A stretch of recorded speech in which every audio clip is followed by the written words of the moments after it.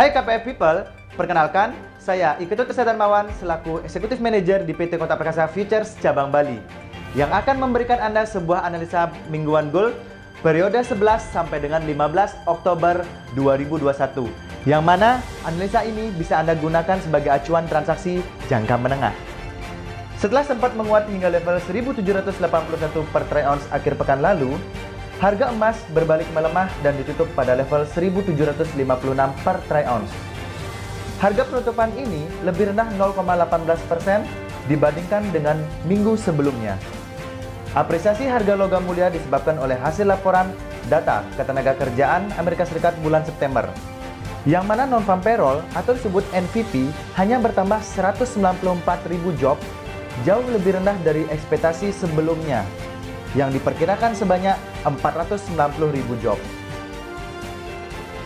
Namun, pasar juga melihat adanya revisi data NFP yang lebih tinggi selama 5 bulan sebelumnya dan tingkat pengangguran yang turun hingga 4,8%. Terendah sejak bulan Maret 2020 sebelum pandemi COVID-19 melanda Amerika Serikat.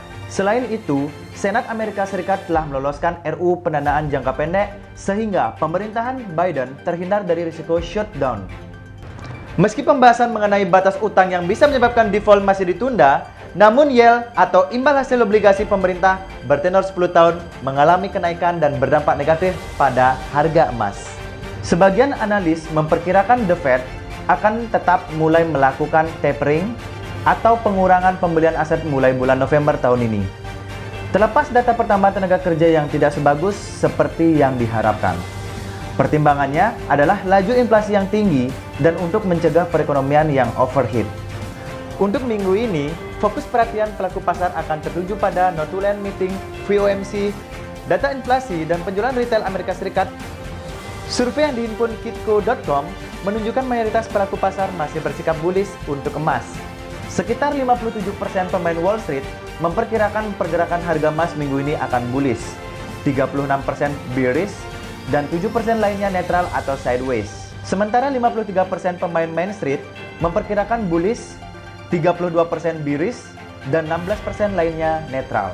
Untuk level pivot mingguan berada pada area 1761 per troy ounce.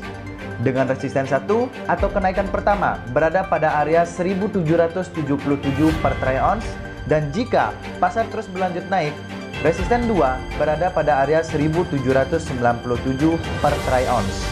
Sedangkan untuk support 1 atau penurunan pertama berada pada area 1741 per troy ounce.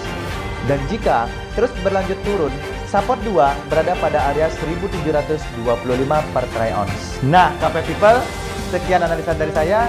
Semoga analisa ini bisa menjadi acuan Anda untuk transaksi dan sampai jumpa di analisa berikutnya. Terima kasih.